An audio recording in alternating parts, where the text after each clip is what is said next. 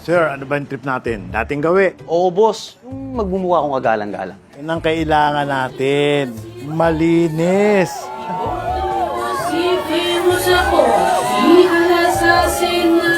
Alam mo ba yung mga tumatakbo na yan sa eleksyon? Sobrang pabida. Tama ka, boss. Sikat lang sila. Puro paandar. Pero, wala namang alam at kakayahan.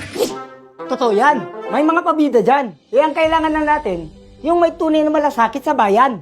Kaya kailangan natin ng maayos na basehan sa pagpili ng kandidato. Yung hindi karapat-dapat, tanggalin na sa listahan. Kamiss talaga si Senador Miriam Defensor Santiago noon. Yun ang tipong senador na may paninindigan at taglay na talino. Sana nga magkaroon ulit tayo ng ganong senador.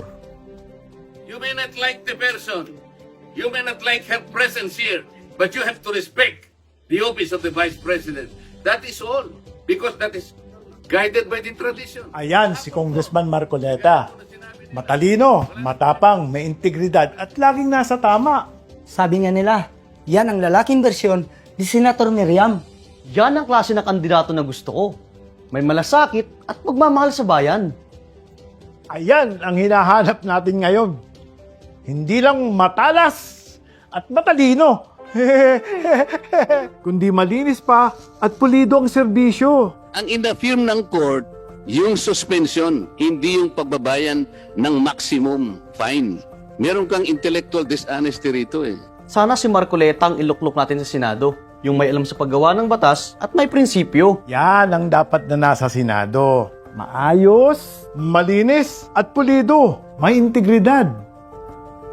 O boss, kay Marcoleta, may pag-asa pa.